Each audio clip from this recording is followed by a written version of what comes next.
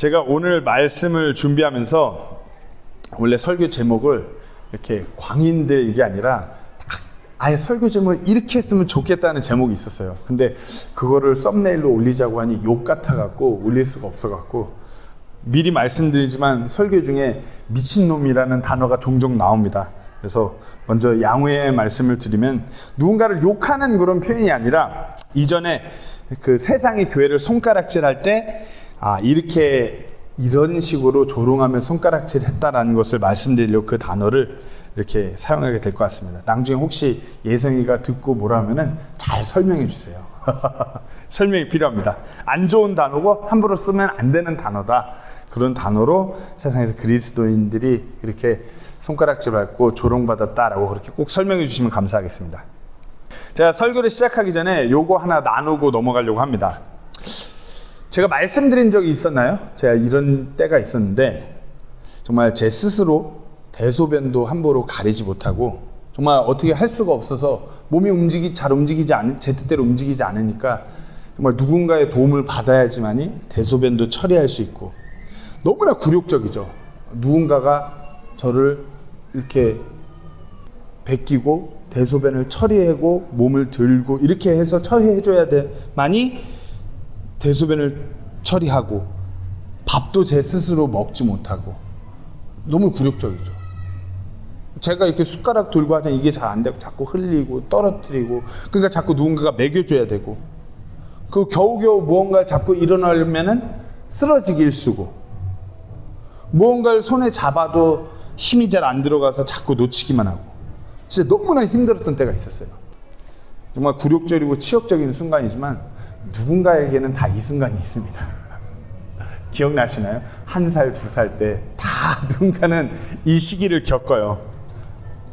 제가 이렇게 말씀드리니까 속으로 목사님이 언제 전신마비가 왔었나? 이렇게 생각하실 수도 있을 거예요. 이게 우리가 어떤 사건에 대해서 대할 때 우리의 시각에서 그 사건을 그냥 바라보면은 자연스럽게 우리 머릿속으로 해석되는 게 이와 같은 경우예요. 우리는 지금 건강하고 잘 걷고, 보시기에 제가 지금 그냥 그래도 건장하잖아요. 그러니까 이렇게 보기에 제가 갑자기 저희가 이럴 때가 있었습니다. 누군가의 도움을 받아, 거짓말 아니죠. 한두 살 때 그렇잖아요. 누군가의 도움 없이는 절대 제 스스로 기저귀를 갈 수가 없어요. 기저귀 차고서 대소변도 거기다 놓으면 누군가가 그 기저귀를 가려줘야만 생활하는 건데, 그냥 지금 이렇게 봐서는 뭐 화장실도 잘 가고 하니까 자연스럽게 떠오르는 게 무슨 사고가 있었나? 뭔 일이 있었나? 이와 같이 어긋나게 해석하게 돼요. 어쩔 수가 없어요. 우리 현 상황에서 우리 현재 바라보는 것만으로 추측하기에는 그렇게 돼요.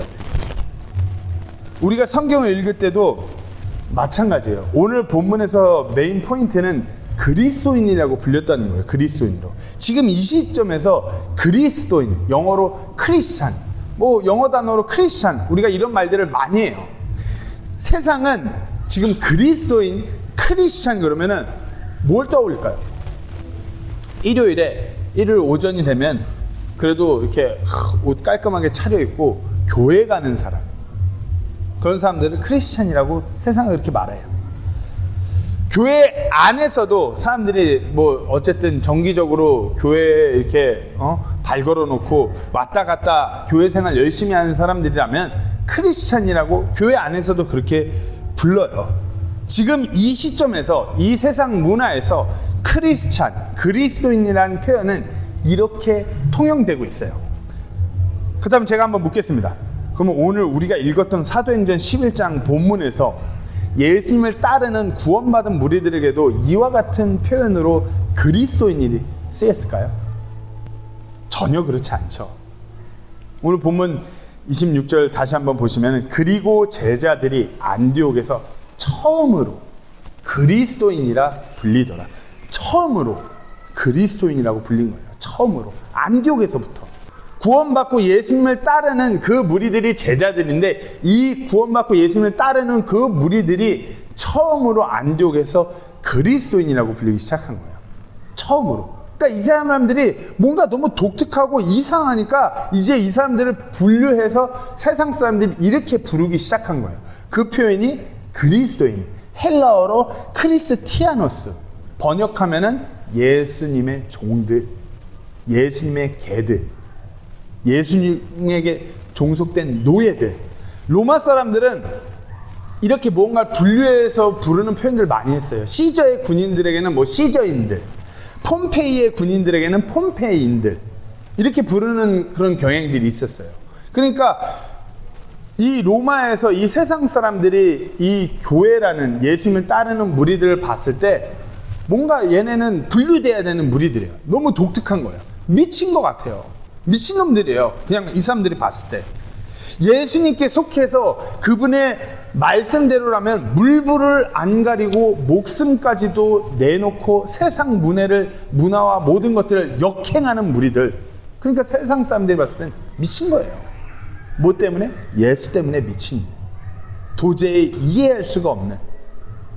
그렇게 손가락질하면서 불렀던 표현이 그리스도인들이에요.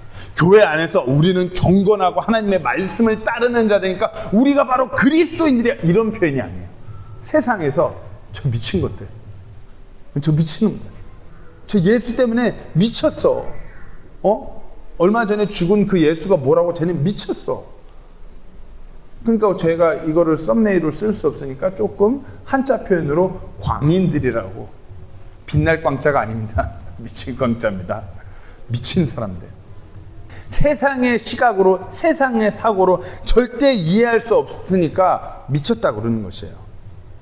우리에게는 지금 이 시점에서 크리스찬이라는, 그리스도인이라는 단어가 아무렇지도 않게 사용돼요. 누가 물으면은 저 기독교예요, 저 크리스찬이에요, 아무렇지도 않게 사용되는 이 단어. 하지만 우리에게 되게 친숙하고 익숙하고 아무렇지도 않게 사용되는 이 그리스도인이라는 단어가 성경에서 몇 번 쓰였을까요? 성경에서 딱 3번 쓰였어요. 오늘 본문에서 한 번, 사도행전 26장에서 한 번, 베드로전서 4장 16절에서 한 번. 베드로전서에서 베드로는 이 그리스도인이라는 단어를 누군가를 고소하는 용어처럼 쓰였어요. 그리스도인을 판결받는 법적 용어처럼 법적 죄명과 같이 이 그리스도인이라는 단어를 사용했어요. 베드로전서 4장 15절에 16절 말씀을 보시면은, 그러나 너희 중에 아무도 살인자나 도둑이나 악을 행하는 자나 남의 일에 참견하는 자로 고난받지 말라. 그러니까 니네 중 그 죄명을 얘기하는 것이에요. 살인자나 도둑이나 악을 행하는, 남의 일에 그렇게 참견하는, 같이 고소하는 그런 자가 되지 말라 이거예요. 그럼에도 어떤 사람이 그리스도인으로, 그러니까 도둑이나 이런 살인자나 그런 죄명이 아닌데 그리스도인으로, 새로운 죄명이죠. 그리스도인으로 고난을 받으면 그는 부끄러워하지 말고 도리어 이 일로 인해 하나님께 영광을 돌리라. 그리스도인이란 이 죄명을 받아서 너네가 고난받게 되면은 그래도 영광 돌리라 이거예요. 이렇게 어떤 법적인 죄명으로까지 사용됐던 표현이 그리스도인이에요. 세상은 이해할 수 없는 미친 자들을 향한 이 단어가, 정말 세상 가운데서 손가락질 받고 조롱받는 이 단어가 훗날 지금 이 시점에서는 엄청나게 영광스러운 표현으로 다가오는 단어예요.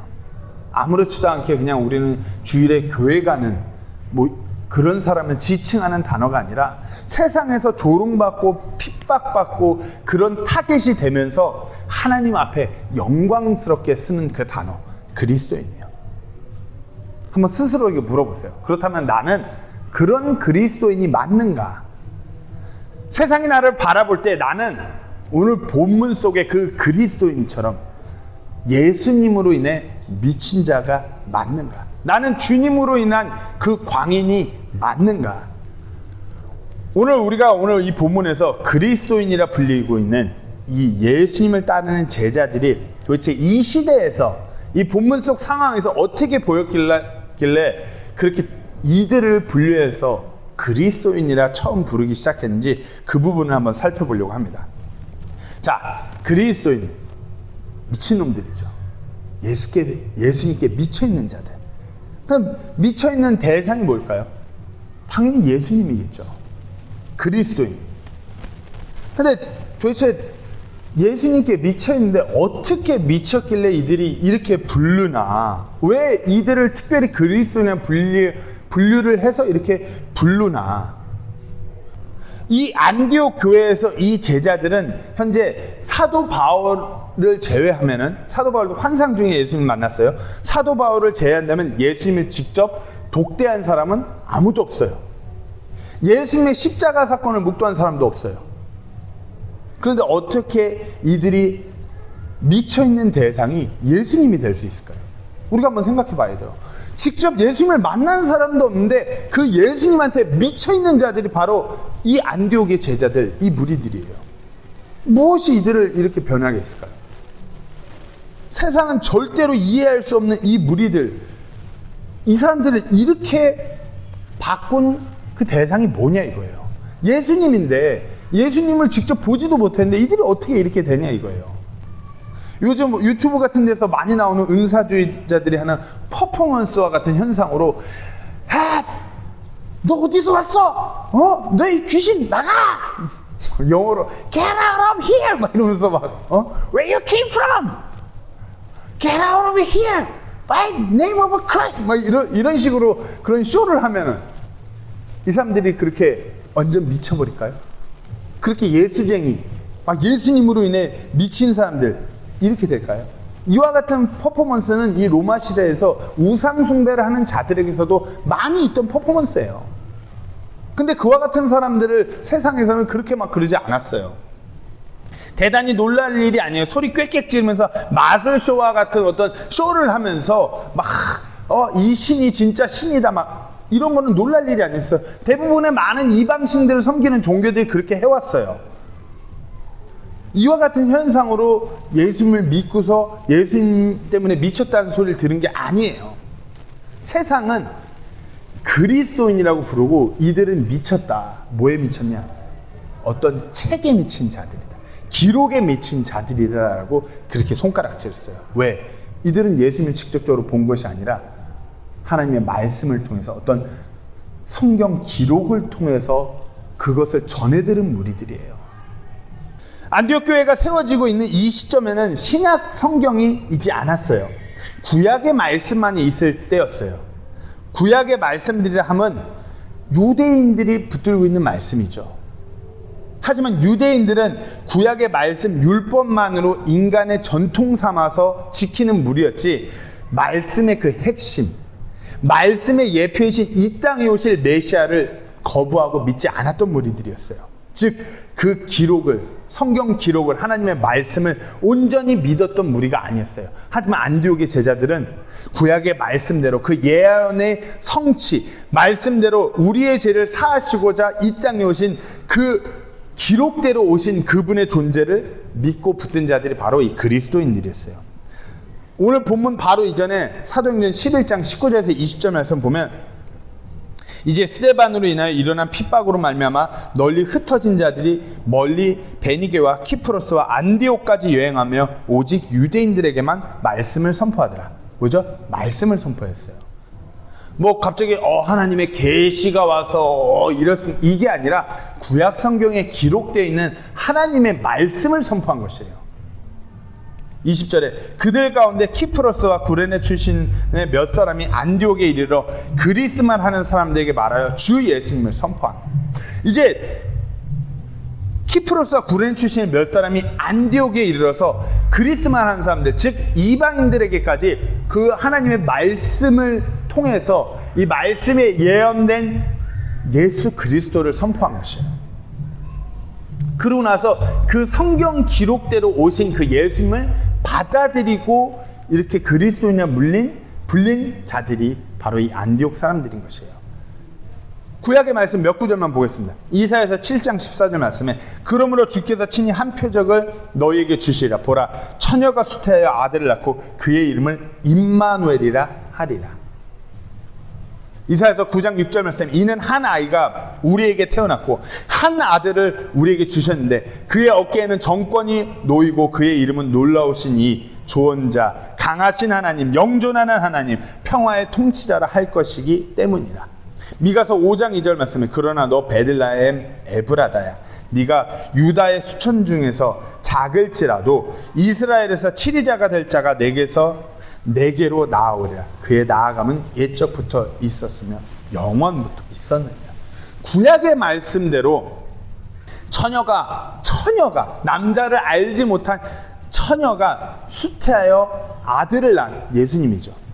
그의 이름은 임마누엘, God with us. 하나님이 이 땅에서 우리와 함께한 그 예수님이라고 구약의 말씀이 기록되어 있는 것입니다. 그리고 한 아이가 우리에게서 태어났는데 그의 어깨에 정말 정권 있고 놀라우시니 조언하는 자, 강하신 하나님, 영존하는 하나님, 평화의 통치자 예수님을 말하는 것입니다. 그리고 그 예수님이 어디서 태어난다고요? 베들레헴에서, 유다의 약한 그런 지방 베들레헴에서 그분이 태어날 것이다.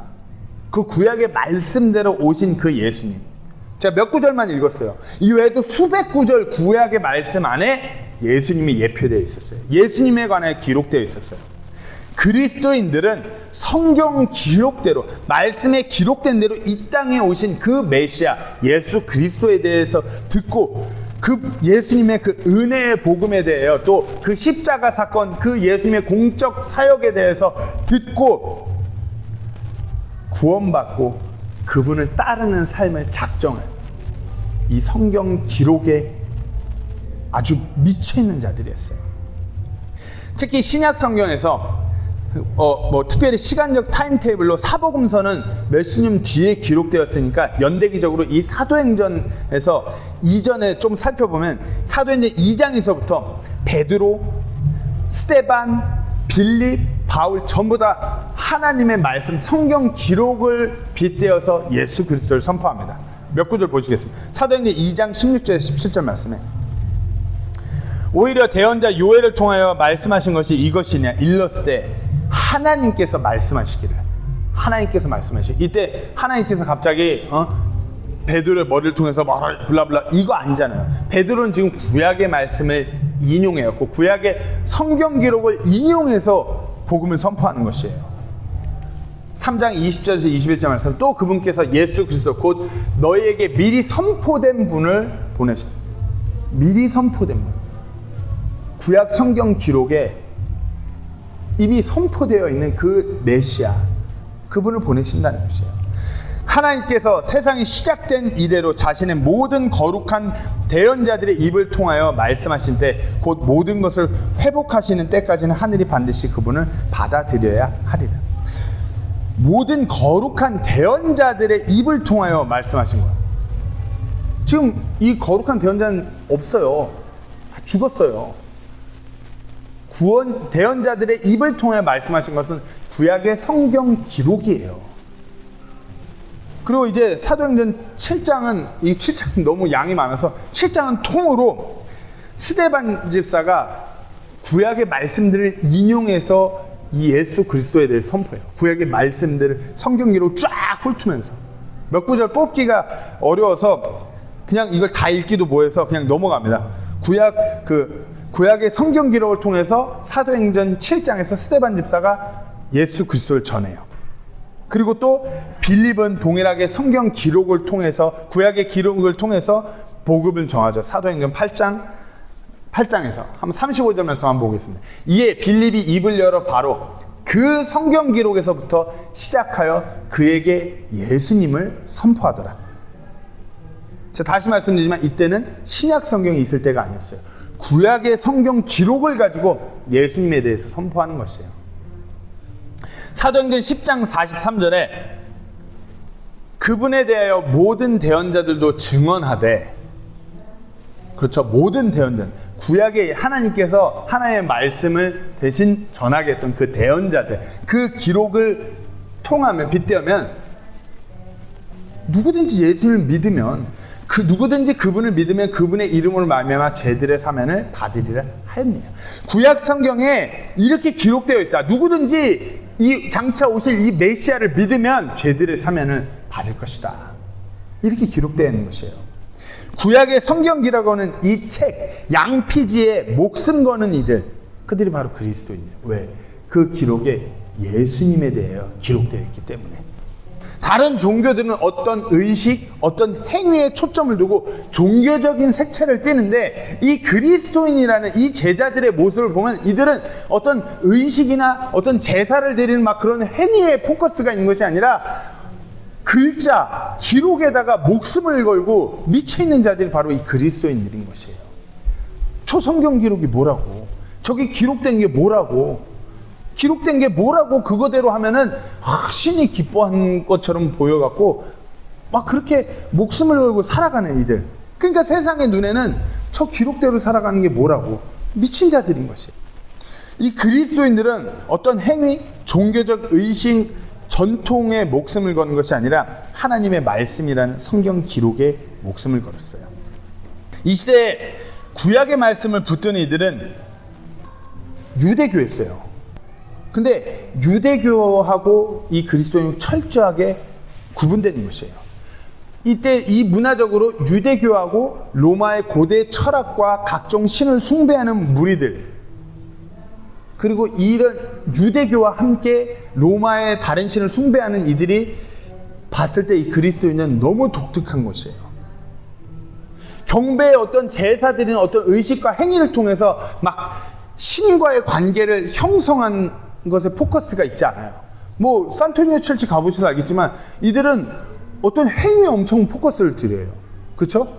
막 빨간 초를 태우면서 비나이다 하면서 빨간 초 막 가보셨죠 다들? 빨간 초 녹으면은 자기의 죄가 뭐 사해진다고 해서 빨간 초를 켜놓고서 막 거기서 기도를 드리고, 아니면 무당 할머니한테 기도해달라고 하면서 돈 주고서 막 이러고, 아니면 산토니오 성당 안으로 들어가면은 무릎 꿇고 앞으로 행진하면서 기도하는 것도 있잖아요.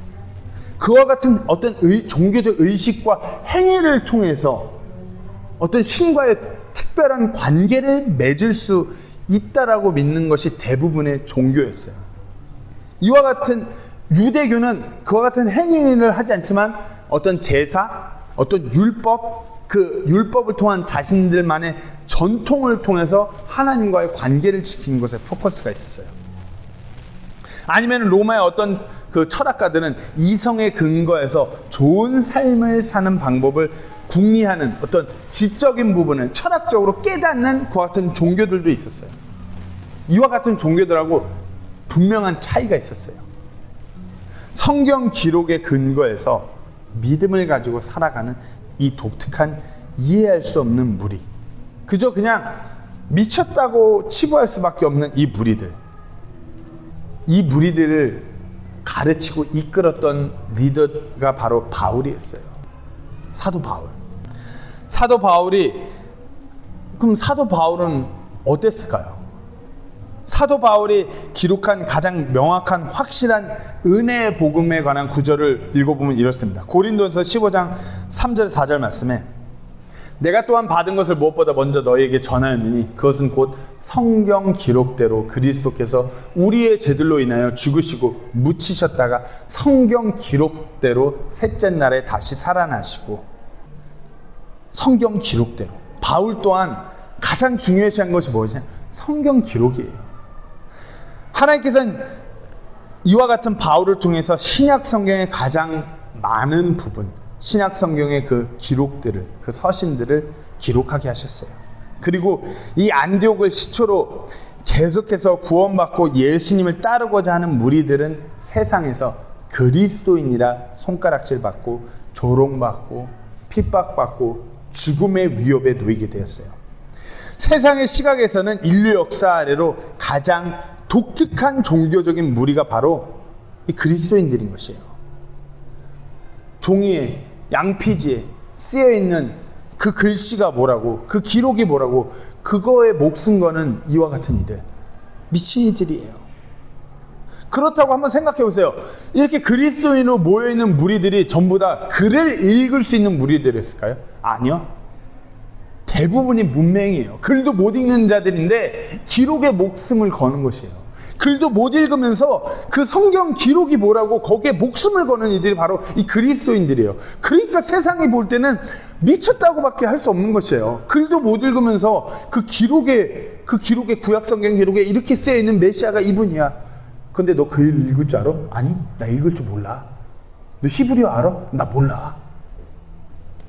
노예나 종들이 이 교회 안에 이 그리스도인 무리에 있는데 대부분 이들은 글을 읽을 줄 몰라요. 문맹 이방인 다수가 이 안에 포함되어 있는 거예요. 노예나 어떤 종들. 상상해 보세요. 이 기록에 미쳐있는 자들인데 글을 읽을 줄 몰라요. 그거 어떻게 해요? 그중 누군가 한두 명만 이 글을 읽을 수 있으면 되는 것이에요. 누군가 한 명만 구약의 성경 기록을 성경 구약의 어떤 기록을 펼쳐서 읽어주면은 거기에 목숨을 걸고 귀를 기울이며 듣고 있는 것이에요. 글을 못 읽으니까. 누군가가 예수님에 관한, 앞으로 오셔서 우리의 죄들을 사하실 그 메시아에 관한 성경 기록을 낭독하면 이들은 글을 몰라도 들으면서 눈물을 줄줄 흘리면서 경청하는 것이에요. 누군가가 성경 기록에 대해 강론하고 이 기록을 통해서 예수 그리스도의 그 은혜에 대해서 전하게 되면 눈물을 흘리면서 회개하고 주님께로 돌아와서 이 기록에 쓰여있는 대로 주님을 따르겠다고, 하나님을 섬기겠다고 결단하는 이 무리들, 그리스도인들이에요. 근데 한번 현재 교회들을 둘러보세요. 소위 기독교라고 하는 무리들, 크리스찬이라고, 그리스도인들이라고 하는 무리들을 한번 둘러보세요. 저희가 오늘 본문을 살펴본 이 그리스도인들과 지금 소위 크리스찬, 그리스도인이라고 불리는 그리스도인들이 매치가 되시나요? 비슷한 것 같나요? 동일한 무리들인 것 같나요? 이 안디옥의 그리스도인처럼 성경 기록에 최종 권위를 두고 그 말씀만은 붙드는 그 같은 교회, 그리스도인들이 지금 이 현대 사회에 얼마나 될까요? 표면적으로는 하나님의 말씀, 이 성경 66권이 진리의 성경 기록이라고 하면서 때에 맞게, 자신들의 문화에 맞게, 자신들의 철학에 맞게 그 기록을 마음대로 고치고 빼고 해석하는 교회, 그 마음대로 갖다 붙이는 그리스도인들, 이와 같은 그리스도인들을 안디옥에서 처음 그리스도인이라고 불렸던 그 무리들과 동일한 그리스도인이라고 부를 수 있을까요? 그리스도인들은 이 성경 기록에 미쳐있는 사람들이에요. 제가 미쳤다고 표현하니까 죄송합니다. 성경 기록에 최종 권위를 두고 이 말씀대로 살아가겠다고 목숨을 거는 이들이 바로 그리스도인이에요. 그러니까 세상에서 바라보면 미쳤다고밖에 표현할 수 없는 것이에요. 내 경험, 내 철학, 내 호불호, 세상 문화를 다 제끼고 이 기록에 내 삶의 모든 것을 걸고 그것을 기준 삼아 살아가는 자들이 그리스도인이래요. 자, 한번 묻겠습니다. 그래서 여러분들은 이와 같은 그리스도인들이 맞나요? 주변 사람들로부터 이 성경 말씀대로, 성경 기록대로 살아간다고 손가락질 받고 조롱받았던 때가 있었나요?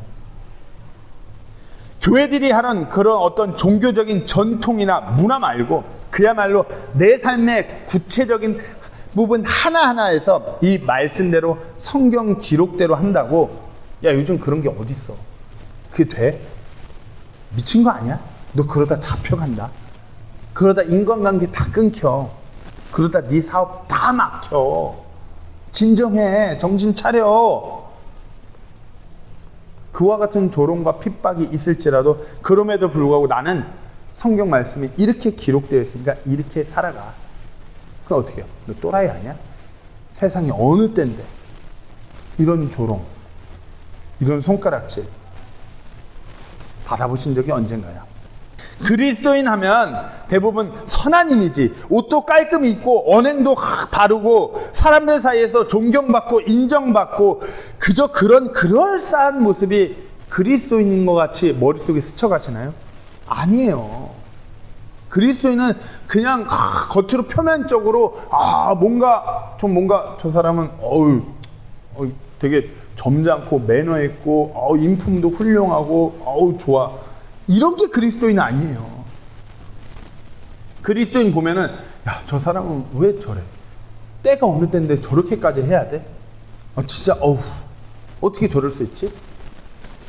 그리스도인이 이 성경 기록에 목숨을 거는 거예요. 왜? 이 기록대로 예수님께서 우리의 죄들로 인하여서 십자가에서 그 죄 없는 피를 흘려 죽으시고 3일 뒤에 부활하셔서 하늘로 승천하셔서 우리의 부활 소망이 되어주신 그 주님을 이 기록대로 믿고 따르는 사람들이 그리스도인이에요. 성경 기록에 미쳤으며 미친 정도가 죽음으로도 막을 수 없는 그 사람들, 세상의 눈으로 봤을 때는 이 사람들은 진짜 광기 어린 사람들이에요. 죽인다고 해도 꿈쩍을 안 하는 사람들. 단순히 지적으로 알고 깨달아갖고 안다고 해서 이렇게 미친 것이 아니에요.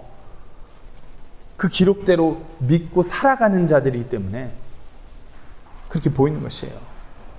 다시 로마 시대의 이야기를 하자면, 로마 시대의 모든 종교는 우리가 말하는 윤리라든가 행동 규범, 간단하게 신자들의 어떤 행동이나 행실에 대해서는 로마의 그런 종교에서는 다루지 않아요. 오직 유대인들만이 자신들의 전통을 통해서 율법이라는 것을 통해서 규제했죠. 로마의 종교는 행동이나 규범을 다루지 않고 로마의 법이 그걸 다뤘어요.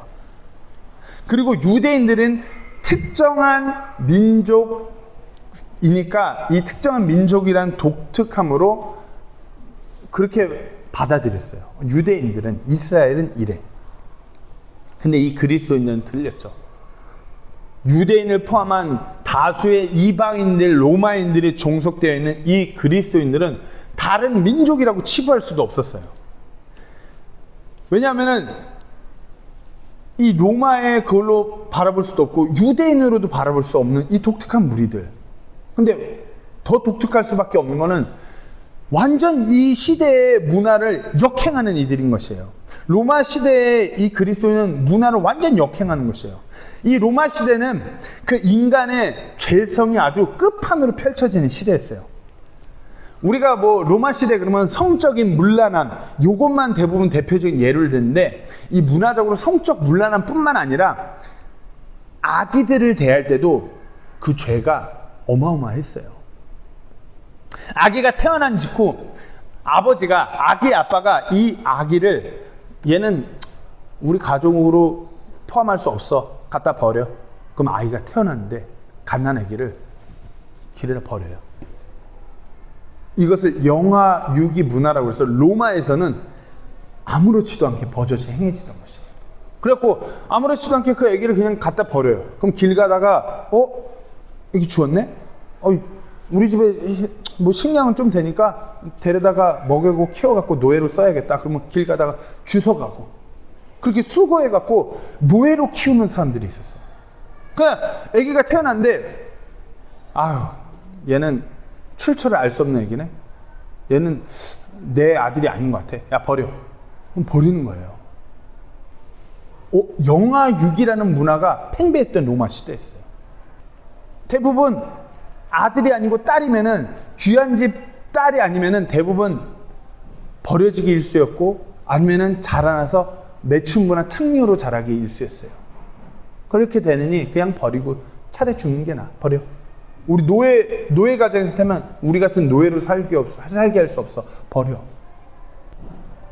안타까운 건 그렇게 버려진 아기를 수거해갖고 노예로 키워갖고 막 사고 파는 것이에요. 이와 같은 아이를 버리는 영아 유기 문화는 로마 안에서 300년이 넘도록 관행되던, 그렇게 행해지던 관행이었어요.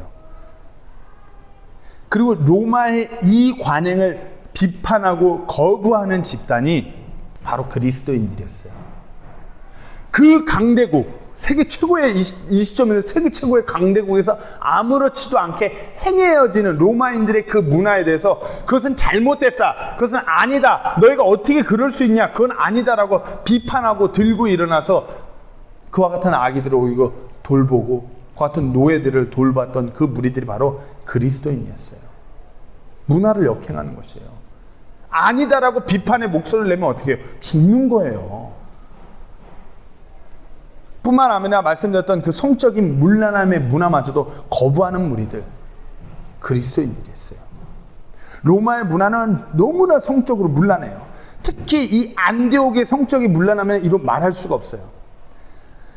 로마에서는 내 배우자가 아닌 다른 이들과의 관계를 금하였어요. 이러니까 로마가 그래도 되게 그래도 바른 부부관계 문화가 있나 보네. 그건 법적인, 내 배우자가 아닌 다른 이들과의 그런 누군가가 있는, 법적으로 이렇게 돼 있는 거고, 합법적으로 아무렇지도 않게 행해진 문화는 내 배우자가 아닌 다른 이들과의 관계는 금하였지만 매춘부 창녀, 아니면 신전의 그 여자 사제들, 아니면 노예, 아니면은 동성애로서 소년들, 노예 미소년들이죠. 그와 같은 자들과의 성관계는 용인될 뿐 아니라 혼의 정사에, 그러니까 내 배우자가 아닌 다른 이들과의 그런 관계를 맺는 것을 유혹을 물리치는 장치로서 받아들인 것이에요. 그러니까 얼마나 문란해요. 그러니까 내 그런 성적인 욕구를 풀 수 있는 노예가 집안에 몇 명은 있어요. 그것이 때로는 이성뿐만 아니라 동성으로서도 노예가 있는 것이에요. 그게 로마의 문화인 것이에요. 소아 성악 때까지도 아무렇지도 않게 행해지던 로마의 이 문란한 문화. 노예 아동이라면 남자아이 여자일 것 없이 아무렇지도 않게 성적으로 학대하는 것이 당연했던 이 로마의 문화. 그것을 철저하게 비판하고 들고 일어났던 집단이 그리스도인들이에요. 이건 아니다. 하나님께서는 이와 같은 일들을 기뻐하지 않으셔. 이 안디옥 교회에서 이와 같은 것들을 비판하고 들고 일어나는 이들을 가르친 자가 바울이에요. 바울이 이 제자들, 이 그리스도인이라 불리는 자들을 하나님의 말씀을 통해서 하나님의 그 교훈을 가르쳤던 자가 바울이에요. 바울이 로마에 있는 교회에게 이와 같은 서신을 이전에 썼어요. 그래서 바울이 어떠한 게 가르치는지 우리가 이 기록을 통해서 바울이 어떤 가르침을 주는지 알 수 있습니다. 로마서 6장 11절에서 13절 말씀입니다. 이와 같이 너희도 너희 자신을 죄에 대하여는 참으로 죽은 자요 하나님께 대하여는 예수 그리스도 우리 주를 통해 산 자로 여길지어다. 그러므로 너희는 너희 죄가 너희 죽을 몸 안에서 군림하지 못하게 하여 몸의 정욕 안에서 죄에게 순종하지 말고, 또한 너희 지체들 불의의 도구로 죄에게 내주지 말며 오직 너희 자신을 죽은 자들로부터 살아난 자로서 하나님께 드리고 너희 지체를 의의 도구로 하나님께 드리라. 이와 같은 가르침을 하는 바울이었어요. 그럼 이와 같은 바울의 가르침을 받았던 이 안디옥의 그리스도인들이 어떻게 행동했겠어요? 목숨을 걸고 내가 이와 같은 죄, 이와 같은 세상의 이 로마의 문화에 내가 죄의 도구로 내 몸을 들이지 않겠다. 얼마든지 자기 하고 싶은 대로 노예들을 부릴 수 있고 그와 같은 포지션에 있어요. 그와 같은 이방인들이, 로마인들이 그리스도인이 돼요. 얼마든지 아무렇지도 않게 행할 수 있음에도 불구하고 그것을 거부하는 것이에요. 하나님의 말씀대로 한 아내만을 사랑하고 관계하겠습니다. 그리고 그 집단 안에서 그와 같은 문란한 행위들을 내가 이 집안 가장이고 내가 이 집안 대빵이니까 나는 이 말씀대로 살아갈까. 그러니까 이와 같은 문란한 행위는 이제 우리 집에서 다 금지야. 그러니까 믿음이 없는 무리들은 좀 왜 저래? 미친 거 아니야? 아무렇지도 않게 이 당연한 건데 왜 갑자기 저 난리야? 영향력 있고 집 좀 부유하고 로마의 시민권도 있고 이런 사람이 이렇게 집안에서 그와 같은 문화를 거부해요. 아니면 거꾸로 노예나 종들이라면 그냥 아무렇지도 않게 주인이 불러서 그런 죄를 시키면은 그렇게 해야지 생활이 편해요. 만약에 주인이 불렀는데 못 하겠는데요? 나 이제 그리스도인이야 못 하겠는데? 그럼 어떻게 해요? 죽어야죠. 삶이 완전 피폐해지는 것이에요. 하나님의 가르침을 따르고자 결단해서 노예나 종들이 그와 같은 죄의 도구로 들여지는 걸 거부해요. 그럼 그때부터 이들의 삶은 벼랑 끝에 놓이는 것이에요. 우리가 예전에 무슨 드라마 추노 같은 데서 봤듯이 그 주인으로부터 도망치는 것이에요. 목숨 걸고 이제 도망다니는 삶이 시작되는 것이에요. 아니면 잡히면은 불구가 되도록 반송장이 되도록 두드려 맞아요. 그리고 평생 쫓기는 신세, 낙인 찍혀서 조롱받는 신세, 어디 팔리지도 가지도 못하는 낙인이 찍히는 신세가 되는 것이에요. 교회는 그와 같은 어려운 이들을 돌보며 함께 그 위험에 동참하는 무리들이 교회가 되었어요. 그런 이들을 외면하지 않았어요. 때문에 점점 로마 시대에서 그리스도인이라는 존재들은 미쳐있는 자들인 것이에요. 사회에서 이 문화에서 모든 걸 역행하면서 손가락질 받고 핍박의 대상이 됐던 것이 바로 이 그리스도인들이에요. 너무나 어려운 상황에 놓이면서 살아가는 이들이에요. 그럼에도 불구하고 내 자신을 구원하신 그 그리스도의 은혜에 감사하고 감격하면서 기쁨으로 그 고난에 동참하고 아파하고 힘겨워하면서 이 땅에서의 삶을 살아간 미친 사람들, 그 사람들이 바로 그리스도인이래요. 이 그리스도인들은, 이 호칭은 이 사도행전 11장에 들어서 처음으로 등장하긴 했지만, 그와 같이 삶을 살았던 사람들은 비단 이 안디옥 교회에서만 있는 것이 아니라 구약 시대로부터 계속해서 하나님을 믿고 하나님을 섬기는 무리들이 있었어요. 그리스도인의 호칭은 없었지만 세상과 함께할 수 없어서 세상으로부터 조롱받고 핍박받고 늘 고난의 삶을 살아간 믿음의 사람들은 구약 시대로부터 있었어요. 그 사람들은 히브리서 11장에서 이렇게 말합니다. 히브리서 11장 36절에 38절에 또 다른 이들은 심한 조롱과 채찍질 뿐만 아니라 참으로 결박과 옥에 갇히는 시련도 겪었으며 돌에 맞기도 하고 톱으로 잘리기도 하며 시험을 받기도 하고 칼로 죽임을 당하기도 하며 양과 염소의 가죽을 입고 떠돌아다니며 궁핍과 고난과 고통을 당하였으니 세상은 이런 사람들에게 합당치 아니했느니라. 그들이 사막과 산과 동굴과 땅굴에서 떠돌아다녔느니라. 신약교회가 땅이 세워지고 그리스도인이라는 불리는 이 무리가 어찌 보면 구약의 이 표현과 같이 그렇게 살아왔어요. 이런 말씀 드려서 좀 죄송합니다. 좀 부끄러워하실 수 있어야 돼요. 우리는 이전과 같은 핍박과 고난이 없는데 믿음을 가지고 생활하는 것이 핍박과 고난이 있을 때보다도 어찌 보면 삶의 그런 태도가 주님께 더욱더 미치지 못하는 것이에요. 부끄러워해야 되는 것 같아요. 우리가 미쳐있고 우리가 바라보는 대상이 이 성경 기록을 통하여서 우리 주님이어야 되는데 늘 우리는 뭔가 딴 걸 바라봐요. 돈, 아니면 사람과의 관계, 어떤 유명세, 좀 편하고 안락한 삶, 내 자녀의 스펙, 아니면 내 미모, 내 건강, 뭐 다른 거에 미쳐 있어요. 그러면서 하나님을 바라보기는 어느 정도 종교적인 표면만, 그건 표면만 갖추면 된다는 식으로 살아가요. 그리스도인, 예수님에게 미친 자들, 예수쟁이들, 예수님으로 인해 미친 놈들. 쟤는 미쳐서 그래. 진짜 예수라는 존재한테 미친 놈들이야. 우리가 세상에서 그와 같은 수식어가 다시 한번 이 시점에 붙을 필요가 있습니다. 이와 같은 주님의 광인들로 나아가시기를 주님의 이름으로 권면합니다. 그리스도인이라는 그 영광스러운 것이 우리에게 이 땅에서 그리고 하나님 앞에서 그리스도인이었다는 그 표현이 붙는 우리 모두가 되기를 간절히 소망합니다. 우리 베드로전서 4장 16절 말씀 한번 한 목소리 읽고 설교를 마치겠습니다. 다 같이 읽겠습니다. 시작. 그럼에도 어떤 사람이 그리스도인으로 고난을 받으면 그는 부끄러워하지 말고 도리어 이 일로 인해 하나님께 영광을 돌리라. 아멘. 기도하겠습니다.